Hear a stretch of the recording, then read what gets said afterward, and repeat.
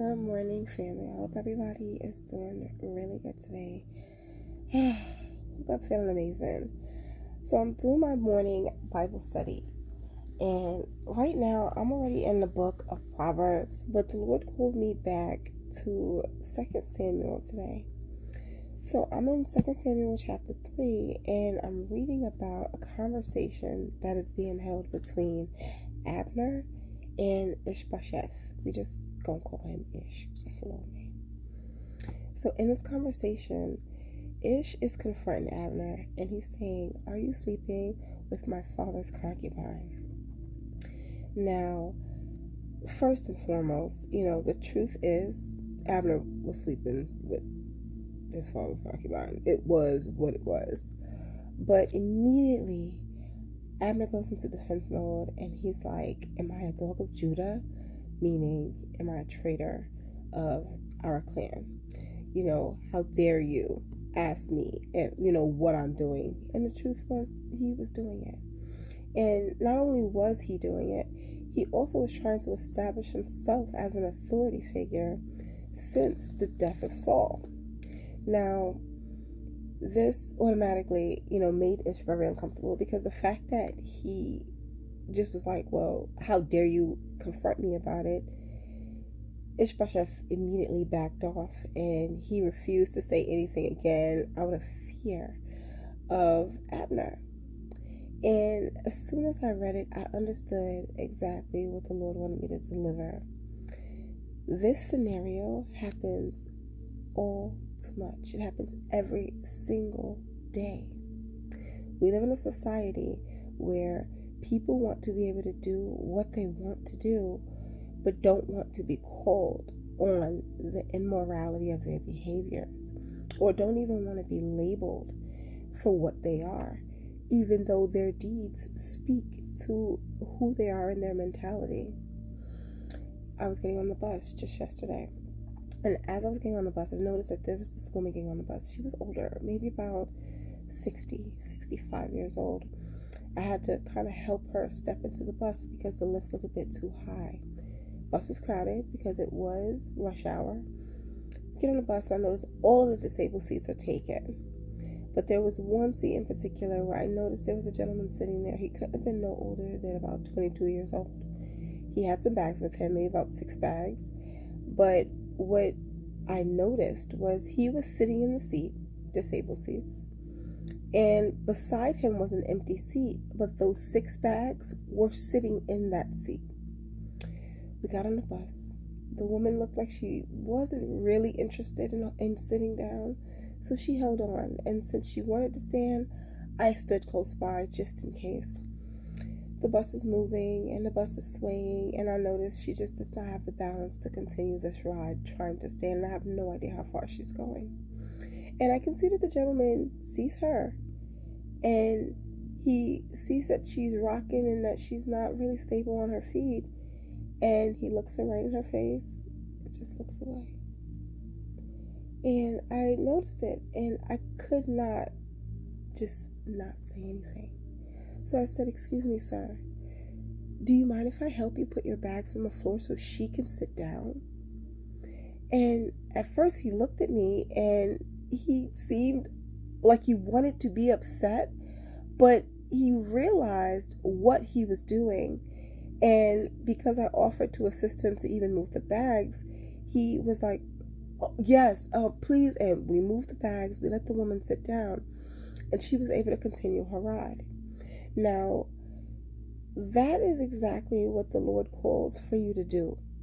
As spiritual leaders, as Christians, or even just spiritualists in general, our job is to call out the injustices when we see them. Not to fight battles, but to fight battles within the mind state, and to help people adjust from what the world has done to corrupt their way of thinking. Now, I'm not going to say this man was insensitive, and I'm not going to say that he didn't care about that woman, but I am going to say he didn't think about it. So by me opening his eyes to what the scenario really was, he was able to adjust and course correct so that everyone is made whole in that situation. Now, when it came to Ish telling Abner about himself, it was the truth. And Abner needed to look at himself and realize that he was doing something that was morally unjust. He was not supposed to be sleeping with this woman. He was not supposed to be trying to establish himself as an authority figure, especially since the Lord had already crowned David to be king. There was nothing more for Abner to think that he could try to influence in his direction. He still felt so. Now, the saddest part about it was Ish did not stand in his moral integrity. He did not feel strong enough to be able to say, I have the backbone so that what I'm saying I will not allow to fall on deaf ears. Where he was stating the truth because of Abner's inability to accept his wrongdoing, he forced Ish to pretty much take his truth and bottle it up. And we do this every day as well. We live by rules like snitches get stitches, so don't tell on what other people are doing, and other rules like, minding your business. But I pose a question to you, right? Who do you think came up with sayings like that? Is it the person who's living according to the Lord's will, doing the Lord's work, who's worried about minding their business? Or is it the person who, if you held a microscope up to their life, you would realize that who they say they are, they're not. And their deeds speak louder to who they are than anything else. It is those people who want you to feel like you're doing a bad thing by making them feel like the bad thing they're doing is wrong. And that's how it's supposed to be. The world has conditioned itself that if you make someone feel like they're doing something wrong when they are, that you're bad. When in all actuality, the fact that you even have to deal with the fact that someone's doing wrong, either to others in society, to the world, should not be a thing.